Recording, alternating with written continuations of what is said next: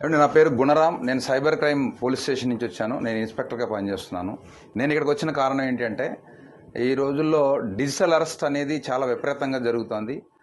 Digital arrest జరగడానికి కేంద్ర బిందువు బ్యాంక్.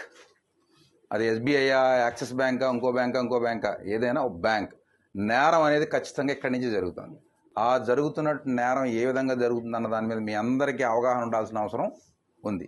డిజిటల్ అరెస్ట్ పేరుతో లేకపోతే ఈ సైబర్ క్రైమ్ ఫ్రాడ్స్ పేరుతో సుమారుగా మన ఆంధ్రప్రదేశ్లో ఈ సంవత్సరం అంటే జాన్యువరి నుంచి ఇప్పటివరకు 800 కోట్ల రూపాయలు పైబడి డబ్బులు పోయినాయి అంటే ఒక్కసారి మీరు గమనించండి. బ్యాంక్కి ఏదో కస్టమర్ వచ్చాడు, ఆయన డబ్బులు ఆయన ఇష్టం కదా, ఆయన ఏదో పేరు చెప్పాడు, నేను రాసేసుకున్నాను, ఆ పేరు కరెక్ట్గానే ఉంది, నేను చెక్ చేశాను, నా పైన ఆయన చెక్ చేశాడు, ఆ పైన ఆయన చెక్ చేశాడు, పంపించేశాం అంటే కుదరదు. ఎందుకంటే ఇంటర్నెట్ బ్యాంకింగ్ ఫెసిలిటీ పేరుతో మీరు చాలా ఫెసిలిటీస్ మీ కస్టమర్స్కి మీరు ఏర్పాటు చేశారు.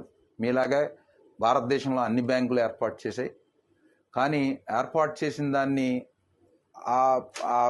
ఆ సౌలభ్యాన్ని నేరస్తులు చక్కగా ఉపయోగించుకొని మనకి డబ్బులు కొట్టేయడం జరుగుతుంది. అంటే ఫెడెక్స్ నుంచి కాల్ చేస్తున్నామని, మీకు ఈ కొరియర్ అందకపోతే 2 నొక్కండి, 3 నొక్కండి, లేకపోతే మీరు పలానా చోట నుంచి పలానా చోట కొరియర్ పంపిస్తున్నారు, అందులో మీ ఆధార్ కార్డు ఉంది, మీ ఫోన్ నెంబర్ లింక్ అయ్యింది, అందులో ఈ పాస్పోర్ట్లో లేదు ఎండిఎం మాదక ద్రవ్యాలు పంపిస్తున్నారు, ఇలా ఏదో రకరకాలుగా వస్తున్నాయి. ఆ టైంలో మిమ్మల్ని ఎవరితోని మాట్లాడినివ్వకుండా మిమ్మల్ని వాళ్ళు అరెస్ట్ చేసినట్టుగా డిజిటల్గా అరెస్ట్ చేస్తామని చెప్పి టోటల్గా మిమ్మల్ని భయభ్రాంతులకు గురి చేసి మీ దగ్గర ఉన్నటువంటి ఎఫ్డీలు అవన్నీ కూడా బ్రేక్ చేయించి ఆర్టీజీఎస్ ద్వారా మీ బ్యాంకు వచ్చి ఇక్కడి నుంచి అమౌంట్ని వాళ్ళు చేసేసుకోవడం జరుగుతుంది. ఈ ప్రాసెస్ అంతా ఎలా జరుగుతోంది? మేము అన్ని కేసుల్ని పరిశీలించిన తర్వాతన మేము టోటల్గా సిపి గారు మా టీం అంతా కూడా మేము ఒక క్వశ్చనేర్ తయారు చేయడం జరిగింది. ఇది క్వశ్చనేర్. ఈ క్వశ్చనేర్ కనుక మీకు ఎవరైనా జాగ్రత్తగా వినండి, మీకు దగ్గరికి ఒక కస్టమర్ వస్తారు, అకౌంట్ నుంచి 2 లక్షల రూపాయలు పైబడి వేరే అదర్ స్టేట్ ఖాతాకి దేనికైనా వాళ్ళు ఎక్కువ అమౌంట్ ట్రాన్స్ఫర్ చేస్తున్నారు అంటే మీరు ఫస్ట్ చేయాల్సింది ఏంటి? అలా ఎందుకు డబ్బు ట్రాన్స్ఫర్ చేస్తున్నారు, కారణం ఏంటి? వాళ్ళు ఏదో చిన్న పొడి వాళ్ళు భయంలో ఉంటారు. అది మీరు గమనించాలి. అతన్ని గమనించాలి. అతని మొహం కవళికలు ఎలా ఉన్నాయి, ఫోన్లో మాట్లాడుతున్నాడా, ఏం చేస్తున్నాడు, ఏంటి, ఫోన్ అవసరం ఫోన్ కట్టేమని చెప్పాలా, కట్టనండి, లేదు నాకు ఏదో అంటాడు అంటే మీరు వెంటనే పట్టుకోవాలి, ఏదో జరుగుతుంది. ఇది మీరు అడ్డంగా అవసరమైతే గొడవ పెట్టుకోండి, ఏం పర్వాలేదు, మాకు ఫోన్ చేయండి, మేము వస్తాం. ఇప్పుడు మొన్న ఇదే ఎస్బీఐ బ్యాంకులో 1,25,00,000 ఒక్కసారిగా వెళ్ళిపోయినాయి.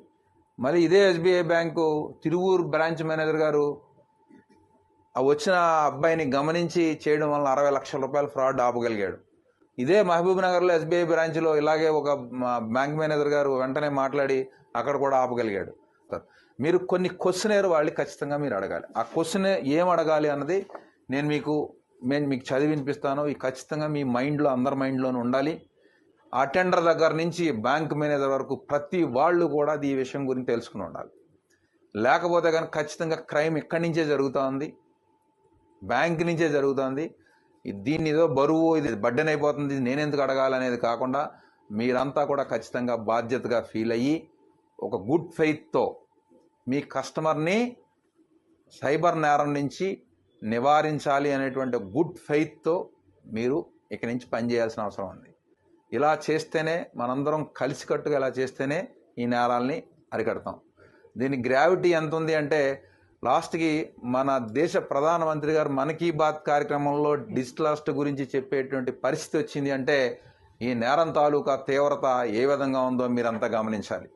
మళ్ళీ ఫామ్ నెక్స్ట్ ఎవరికో పంపిస్తారు, నెక్స్ట్ బ్యాంకు మీరు వచ్చింది కదా అని ఇలా గీసేసి సంతకాలు పెట్టేసేసి మనం ఇలా చేసేస్తామంటే మాత్రం ఇక్కడి నుంచి కుదరదు.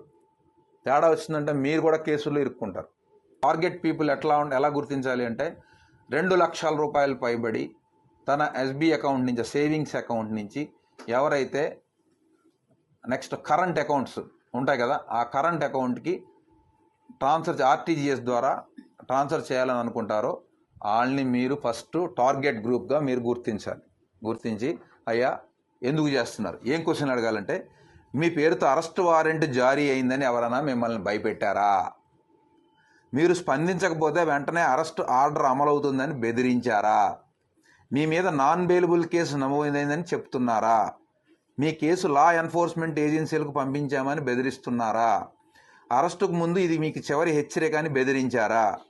మీ ఖాతాలో అనుమానాస్పద లావాదేవీలు గుర్తించామని చెబుతున్నారా? మీ ఫోన్ నెంబర్ క్రిమినల్ కార్యకలాపాలకు లింక్ అయిందని భయపెడుతున్నారా? విదేశాలకు కొరియర్ ద్వారా పంపుతున్న ల్యాప్టాప్లు, పాస్పోర్ట్లు, సిమ్ కార్డులు, మాదక ద్రవ్యాలు వంటి నిషేధిత వస్తువులు మీ పేరుపై ఉన్నట్లు ఎయిర్పోర్ట్లో గుర్తించామని చెబుతున్నారా? మీరు నిషేధిత కంటెంట్, ఉదాహరణకు చైల్డ్ పోర్నోగ్రఫీని యాక్సెస్ చేశారని ఎవరైనా బెదిరించారా? ఈ లావాదేవీకి సంబంధించిన వ్యక్తి మీకు వ్యక్తిగతంగా తెలుసా?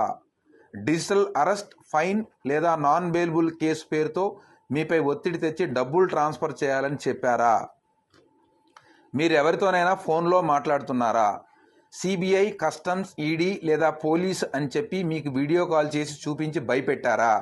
లింక్ లేదా ఈమెయిల్ ద్వారా డబ్బులు పంపాల్సిందిగా ఒత్తిడి తెస్తున్నారా?